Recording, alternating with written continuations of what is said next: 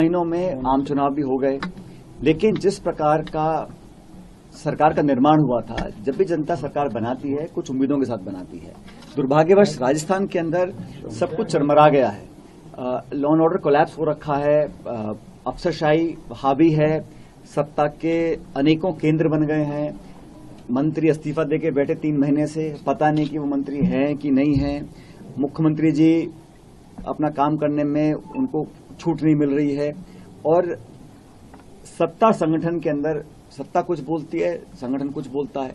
तो जो कंफ्यूजन हो रहा है उससे लोगों के काम हो नहीं पा रहे हैं। आप ग्रामीण क्षेत्र में जाके देखिए, निर्माण के विकास के जो काम थे लगभग ठप पड़े हैं, बजट आवंटन नहीं हो रहे हैं, फाइनेंशियल स्वीकृति नहीं मिल रही है। जो काम लास्ट गवर्नमेंट ने किए थे उनको भी रोक दिया गया है।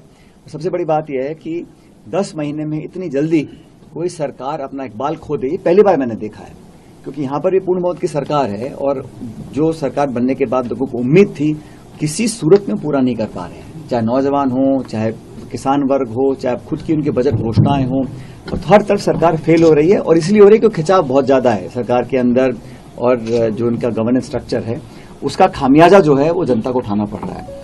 लेकिन जहां तक उपचुनाव की बात आपने पूछी है, मैं स्पष्ट करना चाहता हूं, राजस्थान में जब भी उपचुनाव डिक्लेयर किए जाएंगे सभी सीटों पे कांग्रेस पार्टी जीतेगी। हम लोगों ने बहुत पहले से अपनी तैयारी कर रखी है और मुझे नहीं लगता कि बहुत ज्यादा हरियाणा के चुनाव का प्रभाव इन उपचुनाव में पड़ेगा, क्योंकि अलग राज्य है, अलग परिस्थिति में उपचुनाव हो रहा है। और लोकसभा चुनाव के अंदर जहां पिछले चुनाव लगातार हम लोग सीट नहीं जीत पाए थे, इस बार हम 11 जगह भाजपा को हमने पराजित किया है।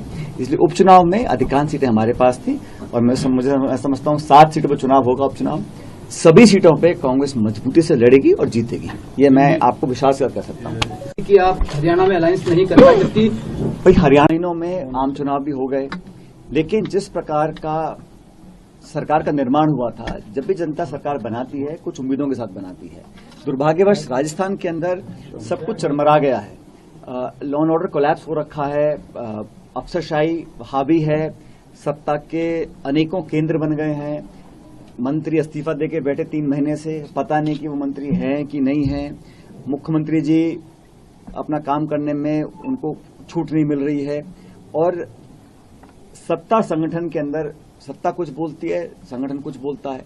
तो जो कंफ्यूजन हो रहा है उससे लोगों के काम हो नहीं पा रहे हैं। आप ग्रामीण क्षेत्र में जाके देखिए, निर्माण के विकास के जो काम थे लगभग ठप पड़े हैं, बजट आवंटन नहीं हो रहे हैं, फाइनेंशियल स्वीकृति नहीं मिल रही है। जो काम लास्ट गवर्नमेंट ने किए थे उनको भी रोक दिया गया है।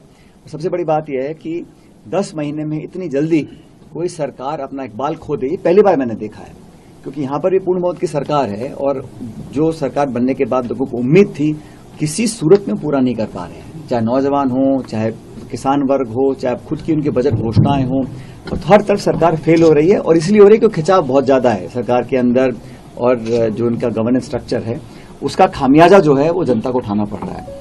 लेकिन जहां तक उपचुनाव की बात आपने पूछी है, मैं स्पष्ट करना चाहता हूं, राजस्थान में जब भी उपचुनाव डिक्लेयर किए जाएंगे सभी सीटों पे कांग्रेस पार्टी जीतेगी। हम लोगों ने बहुत पहले से अपनी तैयारी कर रखी है और मुझे नहीं लगता कि बहुत ज्यादा हरियाणा के चुनाव का प्रभाव इन उपचुनाव में पड़ेगा, क्योंकि अलग राज्य है, अलग परिस्थिति में उपचुनाव हो रहा है। और लोकसभा चुनाव के अंदर जहां पिछले चुनाव लगातार हम लोग सीट नहीं जीत पाए थे, इस बार हम 11 जगह भाजपा को हमने पराजित किया है। इसलिए उपचुनाव में अधिकांश सीटें हमारे पास थी और मैं समझता हूं 7 सीटों पर चुनाव होगा। उपचुनाव सभी सीटों पे कांग्रेस मजबूती से लड़ेगी और जीतेगी, ये मैं आपको विश्वास कर सकता हूं। कि आप हरियाणा में अलायंस नहीं कर पाए, जबकि भाई हरियाणा। अगर आप ये वीडियो YouTube पर देख रहे हैं तो हमारे चैनल को सब्सक्राइब करें और बेल आइकन को दबाना ना भूलें। अगर आप Facebook पर ये वीडियो देख रहे हैं तो हमारे पेज को लाइक करें।